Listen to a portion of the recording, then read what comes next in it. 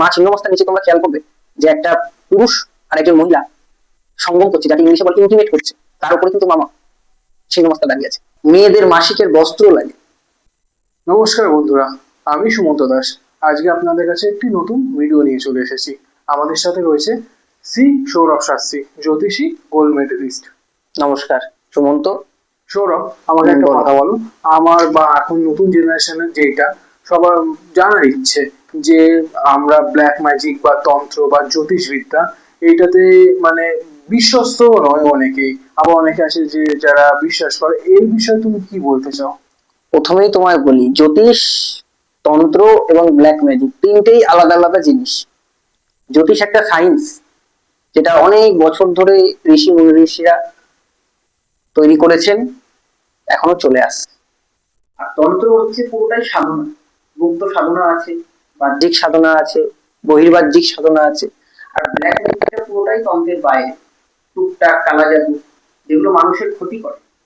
তো তাহলে তন্ত্রটা কি, সেটা আমাকে বোঝাবে। তন্ত্রটা পুরোটাই সাধনা, মানুষের আত্মিক কল্যাণে যেটি ব্যবহৃত হয় তার নাম হচ্ছে তন্ত্র। তন্ত্রের মাধ্যমে মানুষের উন্নতি করা সম্ভব। আর তাহলে যে মানুষের যে ক্ষতি বা যেগুলো করা হয়, তাহলে তুমি সেটা বলছো ব্ল্যাক ম্যাজিক। সেগুলো পুরোটাই কালা জাদু বা ব্ল্যাক ম্যাজিক। এর দুটোর মধ্যে আমাকে তফাৎটা একটু বোঝাবে। ব্ল্যাক ম্যাজিক অনেক রকমের হয়। হিন্দু ব্ল্যাক ম্যাজিকও আছে, মুসলিম যাকে বলে সুলেমানি ব্ল্যাক ম্যাজিক সেগুলো আছে। তো ব্ল্যাক ম্যাজিকের মাধ্যমে মানুষের ক্ষতি, প্রেমে বিচ্ছেদ, কাউকে বান মারা, এগুলো সম্ভব। আর ব্ল্যাক ম্যাজিকের কাজ খুব তাড়াতাড়ি হবে, কিন্তু সেই জিনিসটা স্টে করবে না বেশি দিন। আর তন্ত্রের মাধ্যমে কারোর ক্ষতি করা সম্ভব নয়। তন্ত্রটা মানুষের কল্যাণে ব্যবহৃত হয়ে আসছে, এখন মানুষ সেটাকে ব্যবসার আকারে নিয়ে মানুষের ক্ষতি করছে, কিন্তু তন্ত্র কিন্তু ক্ষতি করার জন্য নয়।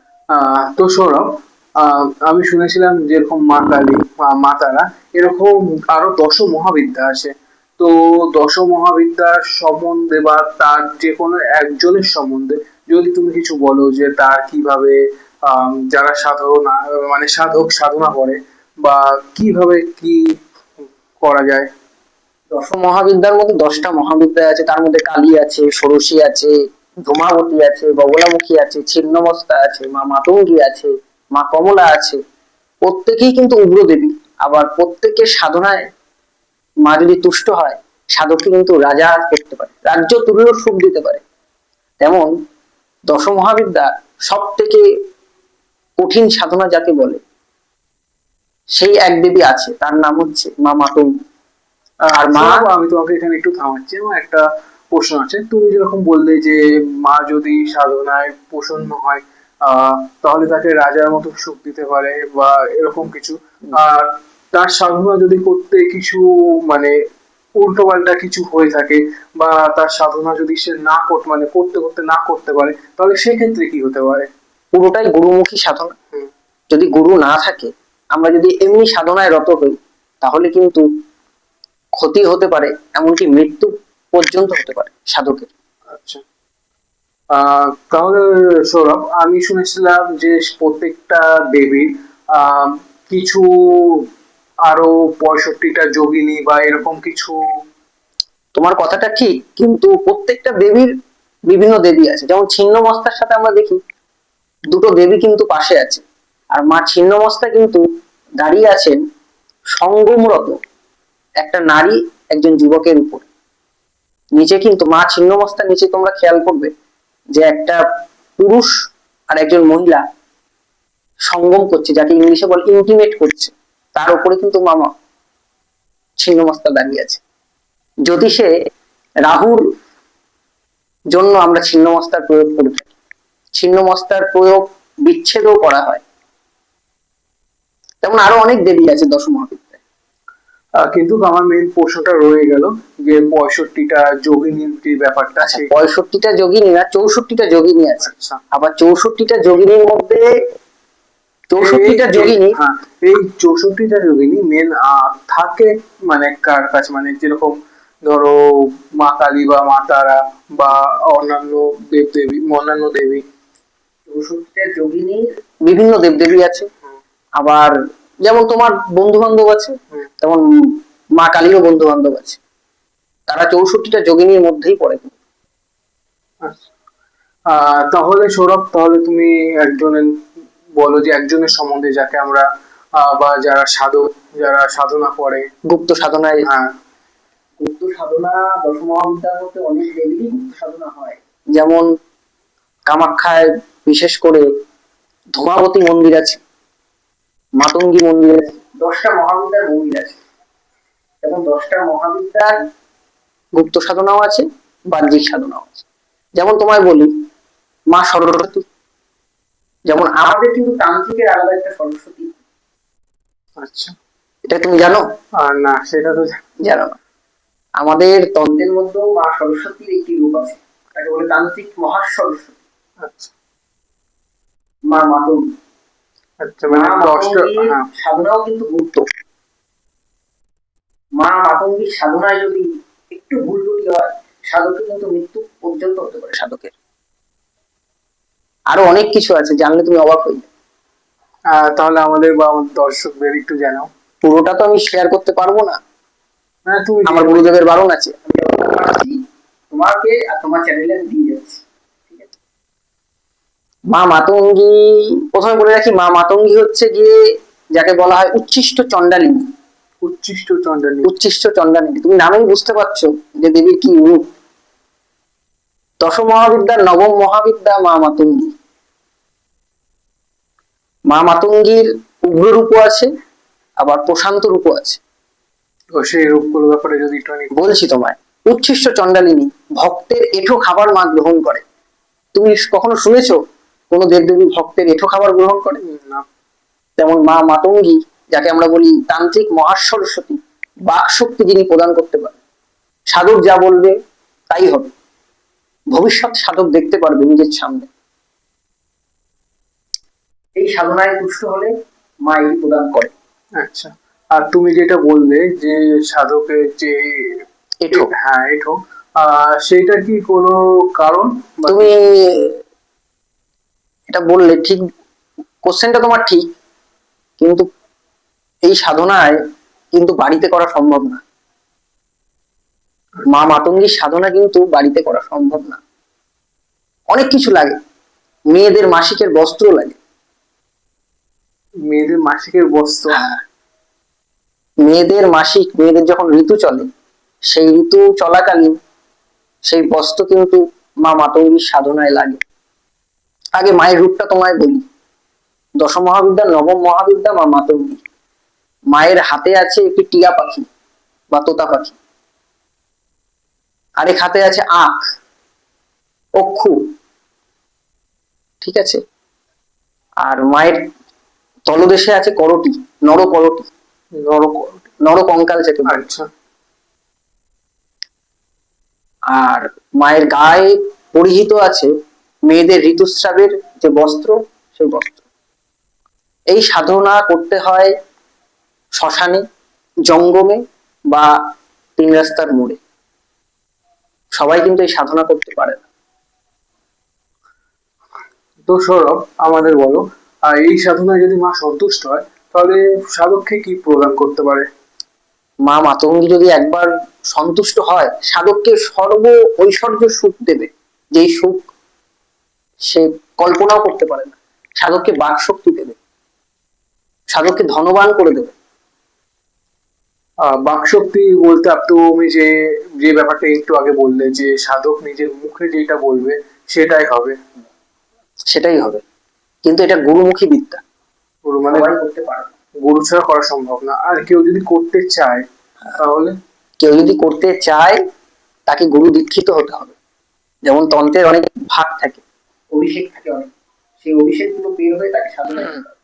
সৌরভ, তুমি কি এই সাধনা কখনো করেছো? অবশ্যই। তুমি খেয়াল করবে, আমি কদিন আগে কামাখ্যা গেছিলাম। হ্যাঁ, আমি কামাখ্যা গিয়ে এই সাধনা কিন্তু আমি একবার করতে গেছিলাম এবং করেওছি। এটা তো তোমার সাধনা কি সাকসেস হয়েছে? সাধনা তো একদিনে কখনো সাধনায় সিদ্ধি পাওয়া সম্ভব নয়। এখন অনেক তান্ত্রিক দেখবে তুমি চ্যানেলে আসে, বলবে 3 দিনে সাধনায় সিদ্ধি লাভ হয়ে যায়, কিন্তু ওভাবে সম্ভব নয়। সাধনা আমার এখনো চলছে। তো মা মাতঙ্গীর সাধনা কিভাবে করতে হয় একটু ডিটেলসে যদি বলো আমাদের দর্শকদের। পুরোপুরি বলা সম্ভব না, তোমাকে প্রথমেই আমি বললাম, তাও তুমি যখন বলছো আমি কিছুটা শেয়ার করছি। মায়ের প্রিয় হচ্ছে অক্ষু। অক্ষু মানে আখ। আখ। আখের গুড় লাগে এই সাধনায়। আচ্ছা। ছোলা লাগে, অঙ্কুরিত ছোলা। অঙ্কুরিত ছোলা। অঙ্কুরিত ছোলা লাগে সাধনায়। এটা হচ্ছে মায়ের ভোগ। এই ভোগ নিয়ে শ্মশানে বসে, নবমী তিথিতে শ্মশানে বসে ওই মাকে যে ভোগটা প্রদান করবো, অক্ষু বিশিষ্ট অঙ্কুরিত ছোলা, সেটি আগে সাধককে খেতে হবে। আচ্ছা। আর মাসিকের বস্ত্রের উপরে আসন পরিহিত করে মায়ের ঘট পাততে। আরো অনেক নিয়ম আছে, পুরোপুরি কিন্তু ভিডিওতে বলা সম্ভব নয়। তোমার ভিডিওর মাধ্যমে যারা আসবে, এসে সাধনা শিখতে আগ্রহী, তাদেরকে আমি বলবো, অবশ্যই বলবো। এগুলো তো গুপ্ত সাধনা, তুমি বুঝতে পারছো সব। শোনো, আমাকে আরেকটা কথা বলো তো, সাধনা করতে গেলে আমাদের শরীরে বা আমাদের কি কি দরকার হতে পারে, বা এই সাধনা করতে করতে যদি সাধনাটা মাঝ পথে আমাদের ভেঙে যায় তো কি হতে পারে? তোমার কোশ্চেনটা হচ্ছে সাধনার সাথে পুরো আমাদের শরীরে কিন্তু শরীরটাই জড়িত। কুলকুণ্ডলিনী শক্তির নাম শুনেছো তো? হ্যাঁ। কুলকুণ্ডলিনী শক্তি আমাদের মূলাধার থেকে স্বাদিষ্ঠান অব্দি যে শক্তিটা আছে, পুরোটাই কিন্তু দরকার। এই সাধনা করতে গেলে এই শক্তিটাকে জাগ্রত হতে হবে, না হলে কিন্তু তোমাকে 2 মিনিটে শেষ করে দিতে পারে। তো এই শক্তিটা জাগ্রত যারা করতে চায় বা যারা করে এসেছে, তারা কিভাবে? সবার দ্বারা সম্ভব না, আমার তোমার দ্বারা কিন্তু এটা সম্ভব না। যারা গুপ্ত সাধক, তাদের দ্বারাই একমাত্র সম্ভব। এগুলো অনেক বছরের ফল, অনেক জন্মের ফল, তারপরে সাধনা সিদ্ধি লাভ সম্ভব। যেমন কটা রিপুকে দমন করতে হবে সাধনা করতে গেলে, কাম, ক্রোধ, লোভ, মোহ, এগুলোকে বর্জন করে সাধনায় আসতে হবে। সাধনা মানেই যে আজকে করলাম কালকে সিদ্ধি লাভ হয়ে গেল, এমন তো না। তো সৌরভ, তুমি বললে যে আমাদের সাধনা একদিনে সম্ভব না, তাহলে সেই সাধনাটা কদিন সময় লাগবে? সাধনা একদিনে সম্ভব না। মা যদি তোমার উপর সন্তুষ্ট হয়, তুমি একদিনেই সাধনায় সিদ্ধি লাভও হতে পারো, আবার একদিনে বিফলও হতে পারো, আবার কোটি কোটি বছর লেগে যেতে পারে। তুমি এই জন্ম হয়ে যাচ্ছ, পরের জন্মে অন্য রূপে আসছো, তারপর আবার মানব রূপে এসে সাধনা করছো, তখনও সিদ্ধি লাভ হতে পারে। তো কেউ বলতে পারে না কখন সিদ্ধি লাভ হবে। সঠিক গুরুর সন্ধানে আমাদের যেতে হয়, যার মাধ্যম ধরলে আমরা সঠিক বিদ্যা, সঠিক মন্ত্র পাবো, তারপরে আমরা সাধনায় সিদ্ধি লাভ করতে পারবো। তো সৌরভ, যেরকম আমরা মাতঙ্গিনী নিয়ে আলোচনা হচ্ছে, তো মাতঙ্গিনীর কোনো মূর্তি বা কোনো ফটো আমরা কি বাড়িতে রেখে পুজো করতে পারি? মাতঙ্গীর ফটো বাড়িতে রেখে পুজো করা উচিত নয়, কিন্তু কিছু কিছু গুপ্ত সাধকের বাড়িতে কিন্তু মা মাতঙ্গীর পটচিত্র বা মাতঙ্গীর মূর্তি আছে। মা সরস্বতীর যেমন রূপ হয়, তেমনই রূপ। তোমায় প্রথমেই যে বললাম, একদম তান্ত্রিক মহা সরস্বতী। কিন্তু গুরুর পারমিশন ছাড়া কখনোই কিন্তু মা মাতঙ্গীর পুজো করা উচিত নয়, তাহলে কিন্তু সাধকের ক্ষতি হবে। উচ্ছিষ্ট চণ্ডালী, যেরকম আমরা নতুন একটা মুভি বেরিয়েছিল বা ওয়েব সিরিজ বলতে পারো, যেখানে আমাদের এই বিষয়টা দেখানো হয়েছিল। আশা করি তুমি দেখেছো। অনেকে ডামরি নামেও বলে। তো মাতঙ্গিনী তুমি যেরকম বলছিলে যে আরো 64 যোগিনী থাকে, তো মাতঙ্গিনীরই কি একজন ডামরি? না, মাতঙ্গীকেই অনেকে অনেক নামে ডাকে। সাধক, দেখো তোমার একটা ছোট্ট একটা কথা বলি। সাধক আগেকার দিনে যারা সাধনা করতো, তারা নিজেরা দেবীর রূপ দিত, নিজেরে পটচিত্র করতো। আগে মূর্তিতে পুজো কম হতো, পটচিত্রে পুজো হতো। সাধক যেমন একটা দেবীর রূপ আঁকত, তারই সাধনা করত। মা যোগমায়া সেই রূপে এসে সাধককে ধরা। তেমন মা মাতঙ্গীর 64 যোগিনীর মধ্যে কোন যোগিনী আছে মা মাতঙ্গীর সাথে থাকে, সেগুলো সব কিন্তু ভিডিওতে বলা সম্ভব নয়।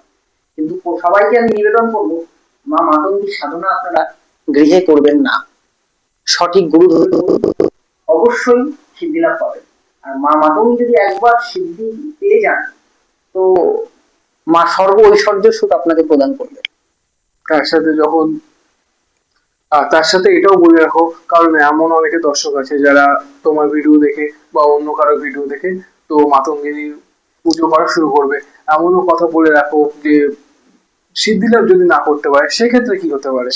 আমি সবাইকে একটা কথাই বলছি, আপনারা সঠিক গুরু ধরুন। আর যদি কিছু জানার হয়, সুমন্তকে বলবো কমেন্টসে আমার নাম্বারটা দিয়ে রাখবে, সেই নাম্বারে আপনারা যোগাযোগ করবেন। আমি অবশ্যই কোনো পয়সা নেব না, এমনি আমি তথ্য দেবো আপনাদের যে কিভাবে মা মাতঙ্গীর সাধনা করা দরকার। যারা শিখতে চান তারা যোগাযোগ করুন, বিনা পয়সায় আমি আপনাদের বলবো, অসুবিধা নেই। তো সৌরভ যেরকম বললো, যাদের যাদের ইচ্ছা আছে যে মা মাতঙ্গিনীর সাধনা করা, তারা সৌরভকে অবশ্যই কন্ট্যাক্ট করবে। আমি নাম্বারটা আপনাদের শেয়ার করে দেবো। আর সৌরভকে চট করে আমরা সোশ্যাল মিডিয়াতে অনেকটা দেখতেও পাই না, তো সৌরভের মূল্যবান সময় দেওয়ার জন্য অনেক। আমি তো বেশিরভাগ সময় সাধনায় কামাখ্যা থাকি বা রাজারাপ্পা বিভিন্ন জায়গায় থাকি। তারাপীঠ খুব কম যাওয়া হয়, কামাখ্যা রাজারাপ্পা বেশি যাই।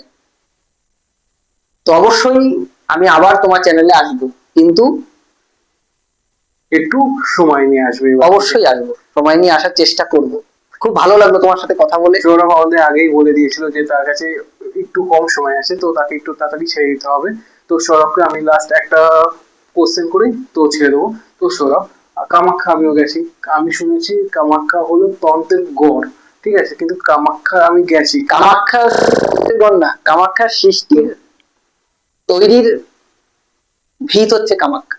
কামাখ্যা কিন্তু সতী, 51 সতীপীঠের মধ্যে কামাখ্যা এক সতীপীঠ, সেখানে মায়ের যোনি পড়েছে। তার যোনি থেকেই কিন্তু আমাদের উৎপত্তি, আমরা কিন্তু মায়ের যোনি গর্ভ থেকে উৎপত্তি। তো কামাখ্যা কিন্তু সৃষ্টির উৎপত্তি স্থল হচ্ছে কামাখ্যা। হ্যাঁ, তো তন্ত্রের উৎপত্তি স্থল কামাখ্যা। তো তোমাকে যে কথাটা আমার জিজ্ঞাসা করার ছিল, তো আমি শুনেছিলাম যেরকম তন্ত্রের ঘর, আর তুমি বললে যে যে কথা, তো আমি যখন এখন গেছিলাম তো সেরকম আমি তন্ত্রের, আমি শুনেছিলাম যে পাহাড় আছে যার মধ্যে অনেক সাধক তন্ত্র করে বা কিছু, তো আমি তো সেরকম এখন কিছু দেখিনি। তো মানে আমার সেরকম কিছু ফিল হয়নি কামাখ্যা যে। সব গুপ্ত সাধক চট করে তোমাকে ধরা দেবে, গুপ্ত সাধক সবাইকে চট করে ধরা দেবে না। তোমাকে, তুমি একবার গেছো, তোমাকে বারবার যেতে হবে, সাধনা করতে হবে, তাহলেই তুমি ধরা পাবে। তো ভিডিওটা আমরা এখানে শেষ করলাম। শ্রী সৌরভ শাস্ত্রীকে অবশ্যই আমাদের চ্যানেলে আমরা আবার নিয়ে আসবো। আপনারা যারা যারা ভিডিওটা দেখছেন অবশ্যই লাইক, কমেন্ট আর শেয়ার করে দেবেন, আর সাবস্ক্রাইব করতে ভুলবেন না। ধন্যবাদ। জয় মা কামাখ্যা। জয় মা কামাখ্যা।